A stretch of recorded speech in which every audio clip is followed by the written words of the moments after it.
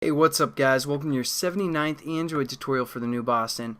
What we're going to do in this tutorial is basically work with the SoundPool class, because I talked about this quite a few tutorials ago, because again, we've used Media Player, which is for the longer sounds, but when we use explosion sounds, gunshots, short audio clips, we want to use the SoundPool class.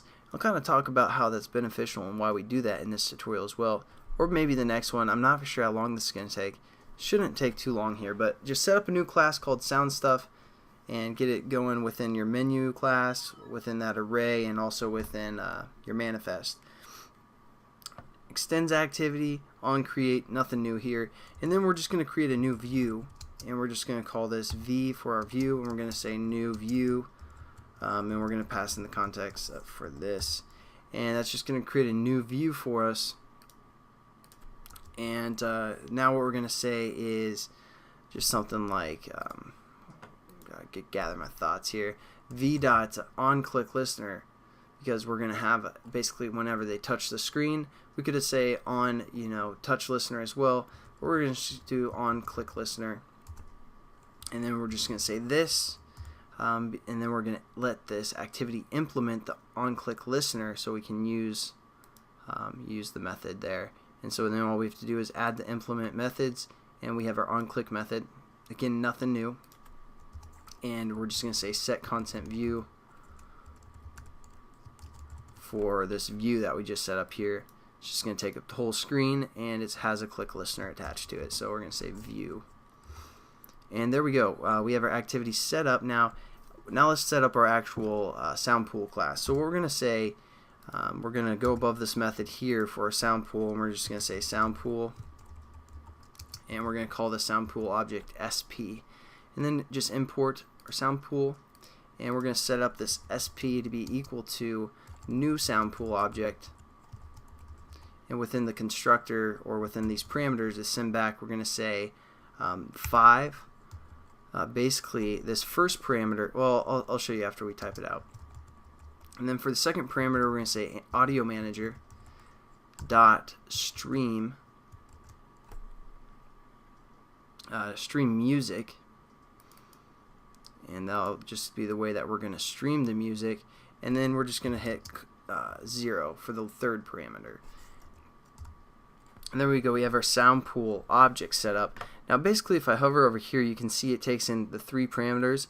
Max stream, that's going to say how many we're going to allow, how many sounds we're going to allow at the same time to be able to be playing. So we're going to allow up to 5 explosions. And this clip is probably at, I don't know, half a second, third of a second, I don't know. It's really short. So if there's 5 explosions, that's probably quite a bit. But this just kind of handles, we don't want to have billions of sounds going all at once. It kind of handles how many streams you can have. So we're going to allow 5. And the next type is the way that we want to stream the audio, and just the normal audio manager for this example for game applications will normally use stream music. So that's what we're going to use. And the third parameter, it's the sample rate. Basically right now it doesn't have any effect, so set 0 to default. That third parameter means nothing right now, because the Android developers haven't really set that up yet in the SDK. The next thing we want to do is we want to actually access the sound from a resource, which is our explosion.ogg. So let's get that set up. So we're going to say our explosion, and this is going to be an int. Okay, so let's set this up here. We're going to say int explosion, and there we go. Now we're going to define it down here. Is that how you spell explosion? I don't know. If I spelled that wrong, I'm sorry, but for some reason it looks wrong. And then we're just going to say explosion, then we're going to refer to our SoundPool object that we just created, sp dot, and we're going to say load. And there's a few different ways to load. If you guys save the sound within your assets folder, you can use this assets file descriptor and set the priority, or if you have a string path, you can use that as well. And since we're loading from the resource folder, and we're going to use the ID, we're going to use this third load, which takes context, the ID, and the priority. And the priority basically has no effect as well, and it says use the value of 1. Use a value of 1 for future capability. So we're just going to click that there. For the context, we're going to say this. The ID, we're going to say r.raw.explosion. And for priority, again, it's told us to say 1 for future capability, or and for the third one, we're just going to say 1. So there we go. We have that explosion now set up. Now all we have to do is we have to just basically play our explosion. So we're going to say anytime our view is clicked, we're going to use this onClick method to play our explosion. So we're just going to say explosion, and then we're going to say dot play. Why isn't it loading here? Okay, we're going to say actually our SoundPool now down here. So we're going to say our SoundPool dot and now play. And as you can see, it takes an int, which is basically that explosion that we set up, a left volume, a right volume, a priority, which is, 0 is the lowest priority, loop, 0 equals it's not going to loop, and -1 says it's going to loop that sound forever, which we don't want.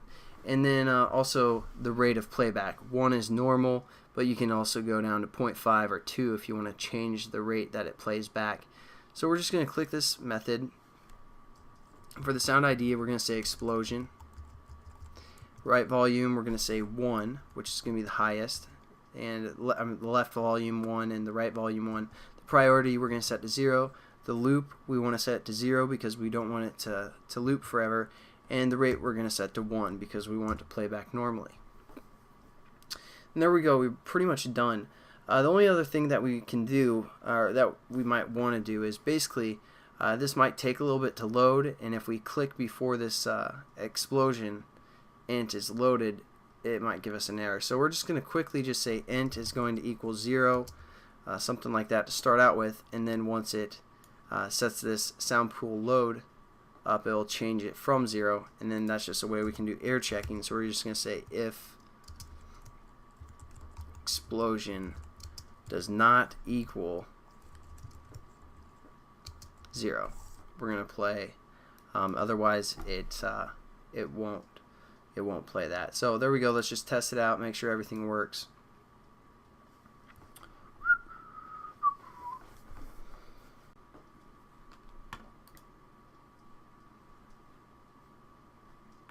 Alright, so let's click on it, and I'll turn up my volume.